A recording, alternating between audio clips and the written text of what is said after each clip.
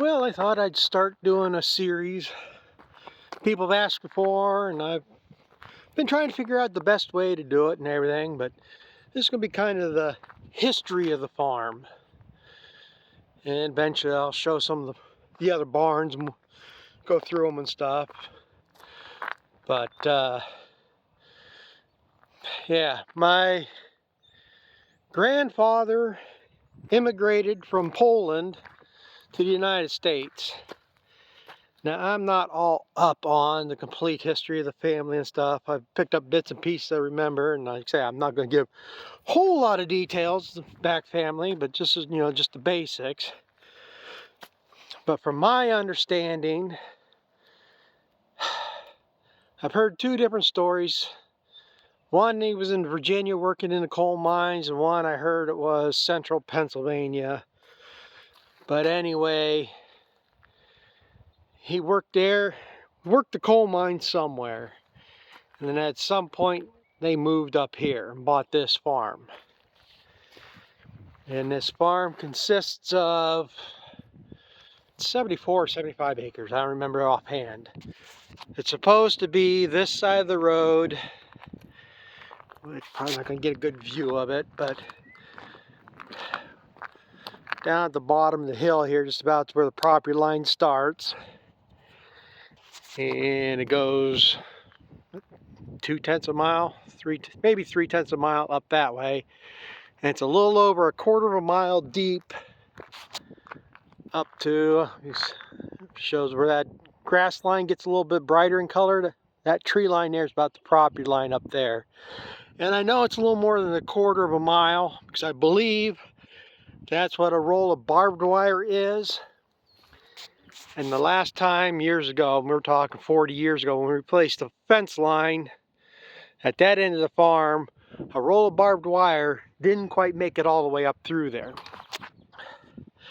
But there's supposed to be 40 acres on this side of the road and 34, 35, 36 acres, whatever it is, on this side of the road. From this tree line here down to that tree line down there, and I hope the sun glare ain't that bad. And then it goes back into the woods. I don't know, by the time you get to the back fields over there, where it goes deeper in, it might go maybe 400, maybe 500 foot further back there, and then that's all woods. Tillable ground on this farm, I believe there's 2 acres here. I figure about 9 acres in that field and 5 acres down there, I think. So about 16 acres, what's tillable. And everything on this side of the road is all pasture. And it's mostly woods for the last probably 20 years. All the pasture we have is what basically I showed behind the barn here. There is 2 open areas up there on top of that hill. And it's growing up the goldenrod and stuff now. There ain't no really grass. There has been no cows, and I've told this story before, and if I want, I'll tell it again some other time. But there's been no cows up there since 2009, when we did the one fencing project for the stream crossing down here in the valley. The last time any cows went up there. They only went up there that one year, and like I said, we started feeding them year-round years ago, way before that, and that's why all that brush and stuff grew up down in there, because the cows weren't going through there tromping anything down. There wasn't nothing for them to eat, like anything else. So go to where it's the easiest to get something to eat. So like I said, we just fed them in the barn, fed them round bales of stuff, so they just walked the pasture for exercise, basically. So I'm not sure what year they bought the farm. My understanding is my dad was the second child, and my aunt, that's the mother of my 2 cousins that I farmed down here in Crawford County, she was born before they got here. And my dad was born in 28. I don't know offhand what year she was born. Supposedly my dad was born in this house. And so we've been here at least since 28. Could be 26, 27. I don't know. Don't remember the age of it. She died in 78. So you're lucky I'm remembering some of these dates. I don't remember shit like that very well. So we might be a century farm. I don't think there's 4 years difference between them. But we're coming up on a century farm. This house needs to be tore down. This back end's collapsing in. I'll get in the whole story of on part of this house here in another video. But people lived in this house. The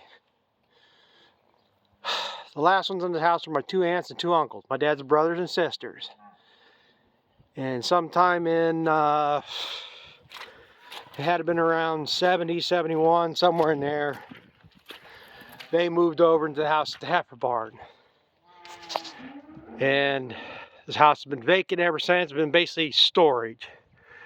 Now, at one time we were going to have to move in this house, and this addition here on the back was to add 2 bedrooms and a bathroom.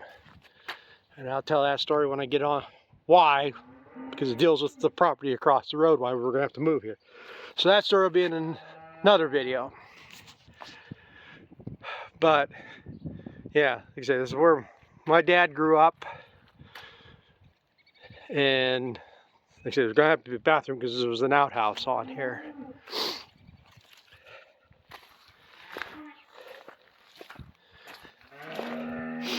So that's a gist of how we got the farm started with it. And they farmed for years with horses and that type of equipment. And it's probably back in the 50s when they got the first tractors, I would imagine. And growing up in them times, you pretty much had everything for your own. You know, like I say, we used to milk cows in that barn. This used to be the milk house. And I'll talk about these when I talk about that in another video. But in here, there used to be basically a 2-car wooden garage right in here. There's another building over there. We used to call it the old hog pen because they used to keep hogs in there. It was 2-story. And I believe chickens were on top or something. You know, back then you raised your own hogs, you raised your own chickens. Pretty much everybody was self-sufficient. The house used to be right in that area right there. So they'd have to come from the house over here to the outhouse. Used to be an old 2-row corn crib over there. We tore that down in the mid-90s because the bottom was collapsing out, it was sliding off the foundation, just had pillars in the ground they built on and was shifting. So all this got bulldozed out at that time. And I bought them semi-trailers to store stuff in. Never did do what I wanted to do, and of course over the years the doors get screwed up on them. Originally it was supposed to be like a commodity, use them as a commodity shed. But never worked out that good. I used to store a skid steer over in there before I bought that John Deere one, the New Holland I used for feed, and I used to store it in there in the winter time. Works good for that. But like everything else over the years, the floor's rotting out in them and they ain't holding up for much right now. But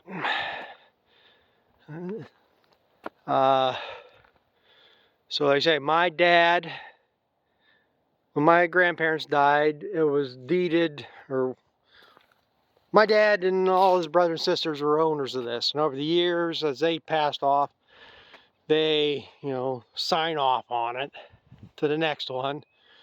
And back in 2011, that'll be 2010, when my mom died,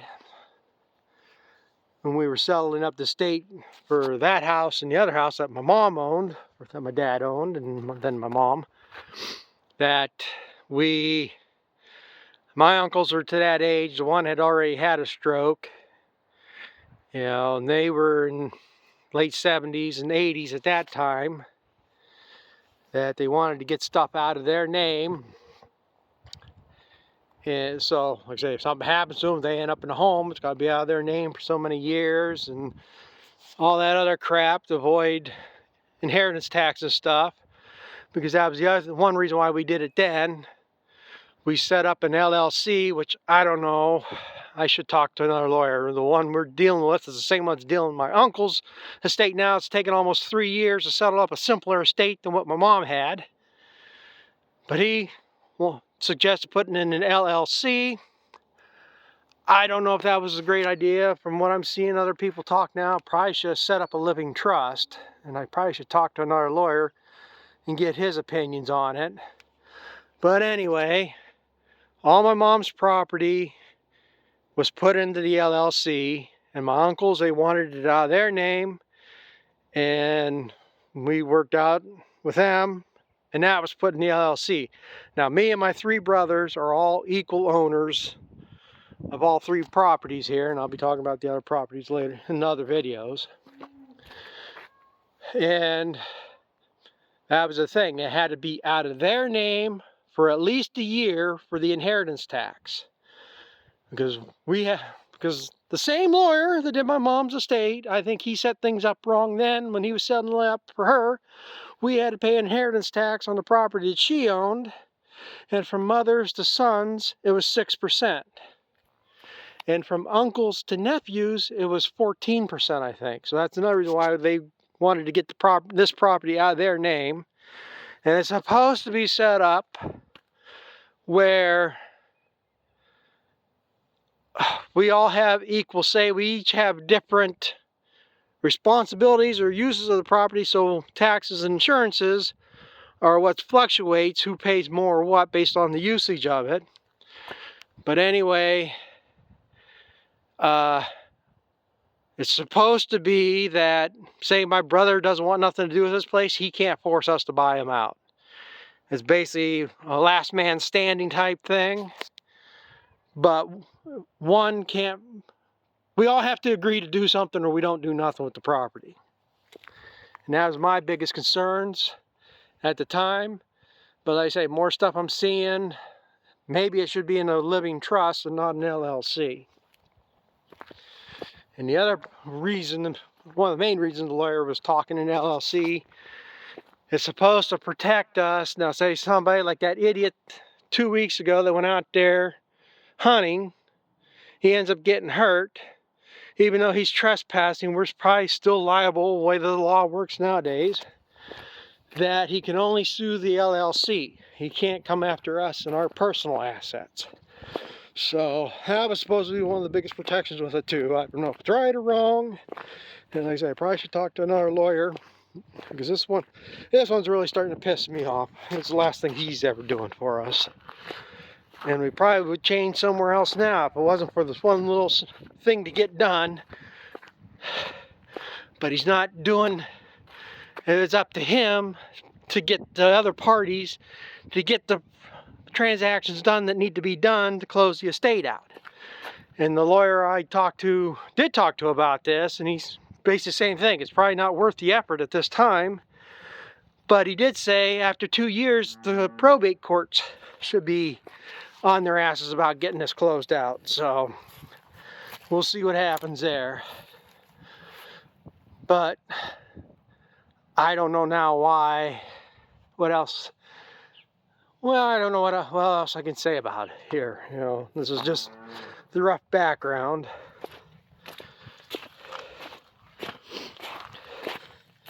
And that's the other part. When my aunt died back in '78,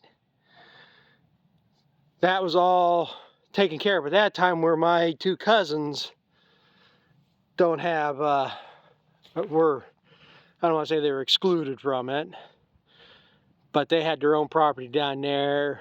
Then, you know, I've told that story before about how this law, how I'm even lucky to be getting anything from my uncle's estate, because he didn't have kids. I should just go to my one uncle, but same thing. Because their mother died in '78, they have claimed a third of his estate because he didn't have a will. And I say, to me, it should go to the next surviving relative. If she and my uncle that's alive, were still around, yeah, then it gets divided by half. But She's entitled to a third, my dad's entitled to a third, and my uncle to life's entitled to a third. And not the other three, because none of them had kids. So there's nobody else to divide it down to. So that's the thing. If you have property, you better be talking to somebody, setting up a trust in the state of some sort to protect these assets, because the government's not there to help you. Yeah, I showed ain't really a whole lot of pasture here anymore, and I've told that story before. So this used to be pasture about where that fence line is, maybe a little bit further back this way. This used to be all the pasture up to here, and it looped around. We used to stack manure, used to have a big pile right in this area here. And I can get into all that more in the next video when I talk about the barns. Well, it won't be the next video, but eventually when I get around here talking about the buildings that are left. And I can get more in detail how we used to work stuff around here. But I guess, like I said, don't know what else to talk about. This is getting long enough here now. But that's basically how we started out with this farm, our family. So sometime in the early 20s it had to be that they bought this farm. And like I say, there's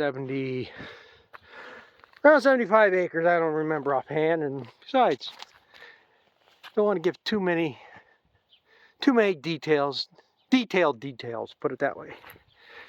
So, but I guess that's all I really can think of to say about this. So if not, like I said, I can always make another video about it or include in something else. So thanks for watching, and we'll catch up with you later.